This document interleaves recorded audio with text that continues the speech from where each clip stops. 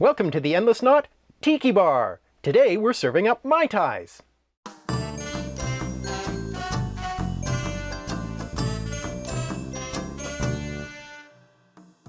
When you hear tiki bar, you may think of Hawaiian shirts, tiki torches, grass skirts, and leis. And you wouldn't be wrong, but as always, there's more to the story. The word tiki itself comes from Maori, with related forms in a number of other Polynesian languages. The Polynesian language family, a subset of the large Austronesian language family, is a group of some 40 related languages spoken in the scattered islands of the Central and South Pacific, including Maori, Tahitian, and Hawaiian. Owing to their relatively recent spread, the languages still show fairly strong resemblances with similar sounds and much related vocabulary. In Maori, Tiki is the name of the first created man, or the creator of the first man. Polynesian mythology is complex and varied, with numerous different deities known by many different names, reflecting the wide diversity of cultures covered by the term Polynesian. In Maori culture in particular, Tiki is often said to have been formed either by the war god Tu or the forest god Kane, out of red clay or a mixture of blood and clay. In some versions of the story, Tiki sees his reflection in a pool, and being unable to touch this companion, covers the pool with earth, which then produces a woman. The first sexual act follows, so Tiki is often associated with procreation or fertility. The word tiki also refers to a large wooden carving of a human figure, which has religious significance or marks sacred locations. Thus, the word tiki and its Polynesian cognates generally mean image or figurine. Tiki culture in the US had its origin in the 1930s. In 1933, Texas-born Ernest Gantt opened a restaurant in Hollywood called Don's Beachcomber Cafe, the first tiki bar. Gantt had traveled around the Pacific, then ended up in Southern California doing odd jobs in the film and restaurant industries, and even a little bootlegging during Prohibition. But things turned around for Gantt after he opened his own restaurant, with South Pacific-inspired decor, Chinese-American cuisine, and rum-based cocktails, mostly because rum was one of the cheapest spirits at the time. Soon renamed as Don the Beachcomber, it became trendy, drawing some of the Hollywood elite, and while Gantt was deployed in World War II, his soon-to-be ex-wife, Sunny Sund, continued the success of the chain of restaurants and expanded into 16 locations. Oh, and after years of everyone assuming it was his name, Gantt eventually legally changed his name to Don Beach. Don the Beachcomber also inspired competition. In 1934, Vic Bergeron, born in California to a French-Canadian father, opened a restaurant named Hinky Dinks in Oakland. But after visiting Don the Beachcomber's bar, he changed the decor and menu to a Polynesian-inspired style and renamed it Trader Vic's, inventing a whole new persona of a South Pacific traveler for himself. Bergeron's chain of restaurants also went on to be quite successful in the tiki craze of the 1950s, and still exists today. And it's possibly through Trader Vic's that the word tiki started being used for this mid-century pop culture trend. But to tell that story, I have to go all the way back to the 19th century and the World's Fair. The first World's Fair, London's great exhibition organised by Prince Albert in 1851, kicked off the practice of these grand celebrations of industrial progress. Its featured attraction, the Crystal Palace, is the perfect reflection of Victorian notions of industrial progress and Britain's paramount world influence. Later, as the United States star was rising at the end of the 19th century, the 1893 fair marked American ascendancy and growing sense of American exceptionalism.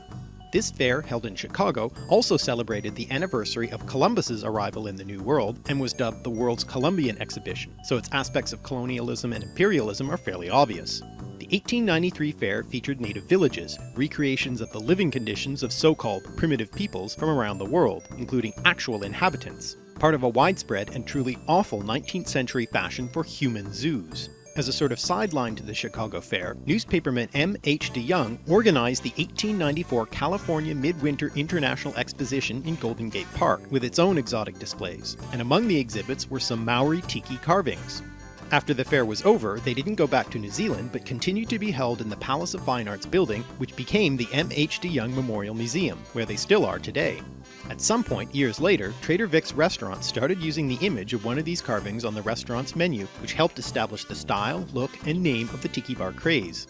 Vic and Beach were friendly rivals throughout the tiki craze, but one ongoing argument between them was who invented the quintessential tiki drink, the Mai Tai. The Mai Tai started out as a cocktail that features its main ingredient, rum, and also typically contains curacao, orgeat syrup made from almonds, and lime. Don the Beachcomber invented a drink he called a Mai Tai Swizzle in 1933. But that recipe is actually quite different from Trader Vic's Mai Tai recipe invented in 1944. The word Mai Tai, which means good, is from Tahitian and has related forms in a variety of Polynesian languages. The story that Trader Vic told is that some Tahitian friends were visiting his restaurant and he mixed up the drink for them. After sipping it, one of them immediately called out, "Mai Tai Roa Ai," which Vic translated as "out of this world, the best." And so that's what he named the drink.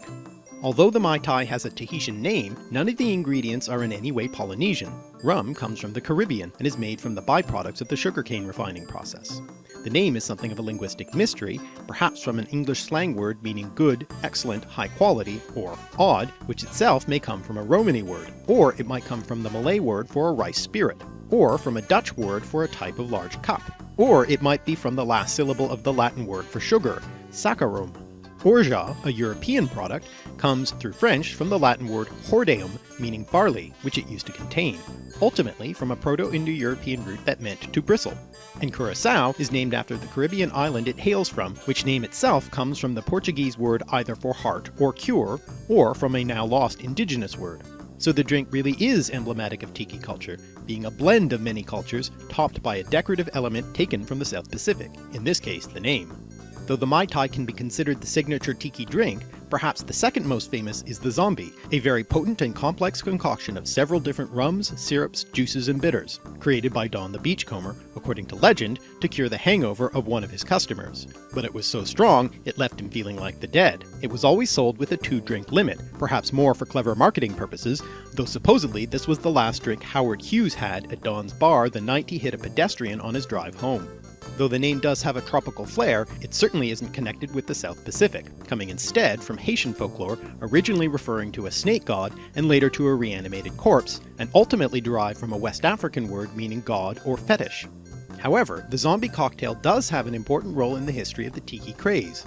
Monty Proser, a nightclub owner with mob connections, also known for the Copacabana, yes, that Copacabana, and a press agent who counted Walt Disney among his clients, opened the Hurricane Bar at the 1939 New York World's Fair and sold zombie cocktails, claiming them as his own invention. They became a smash hit, increasing the popularity of the tiki phenomenon. And what's more, as with the 1893 World's Fair, there was a concurrent West Coast Fair in 1939, the Golden Gate International Exposition, which was specifically themed to celebrate the cultures of the Pacific, and featured a 25-meter-tall statue called Pacifica, a symbolic goddess of the Pacific. Over the first half of the 20th century, we can see the world's fairs gradually moving from industrial triumphalism to cultural fetishization and appropriation to genuine attempts at intercultural communication. And this Golden Gate Fair did much to introduce the growing tiki culture as well as actual Polynesian culture more broadly to mainstream American society. Out of its start in the restaurant industry, tiki culture spread to other areas of 40s and 50s America. The tiki torches that were originally used to decorate the tiki bars and the tiki mugs in which tropical tiki drinks were served have become iconic. And the Hawaiian or Aloha shirt, which has its origins in 1930s Hawaii, became very popular in the US after servicemen posted in the Pacific and Asia during World War II brought them home. In fact, these returning Americans had a lot to do with the explosion of tiki culture in the 1940s and 50s, as did the incorporation of Hawaii as the 50th state in 1959. But the craze was also a reaction against the modernization and the industrialization of the post-war era, with the fantasy of an idealized, primitive simplicity, a tropical paradise without the rigid rules of 50s morality and society. In some ways, the Maori story of tiki makes a good metaphor here. Americans looked towards the fantasy of the South Pacific life, but being unable to reach it, instead made a copy of it for themselves, reflecting their own culture more than the Polynesian reality. The Polynesian aesthetic made its way into music as well, in the form of exotica, a subset of the popular lounge music of the 1950s. Classically trained composer Les Baxter kicked off the genre with his 1952 album Le Sacre du Sauvage, obviously inspired by Stravinsky's Le Sacre du Printemps, which combined jazz forms and tribal rhythms in orchestral arrangements that were meant to evoke the exotic Polynesian world. A few years later, Martin Denny had a hit with a cover of one of Baxter's songs, and popularized the vibraphone-heavy sounds of the new genre which took its name from his 1957 album Exotica. He even performed for a while at Don the Beachcomber's Hawaii Tiki Bar. Also worth mentioning is the Japanese-American composer Tak Shindo, who after his time in an internment camp during World War II, explored the fusion of Japanese and Western musical traditions, including some Asian-influenced exotica music. The original tiki craze was actually quite short-lived, with its mainstream popularity lasting only from the late 40s to the early 60s, when the countercultural movements of the hippies and the growing awareness of the problems of American imperialism, colonial history, and cultural appropriation combined to make tiki culture seem tacky, artificial, and even racist. But there have been several waves of tiki revivals. For instance, in the 90s, tiki culture became popular for its kitsch value as a fun retro fashion. And more recently, there's been a movement among the craft cocktail set towards rediscovery and reverse engineering the original tiki drinks, and new versions that reflect more modern tastes, with new tiki bars opening. One interesting instance of this recent revival is Tiki Bar TV, which was one of the very first vodcast web series launching in 2005. Made by Canadians about an American cultural trend based on elements of South Pacific and Caribbean societies, it was a highly ironic and self-referential satire on both internet culture and the tiki phenomenon, and reflects a more postmodern, post-colonial engagement with pop culture. Though tiki culture was never really a reflection of cultural diversity, perhaps its re-examination can be.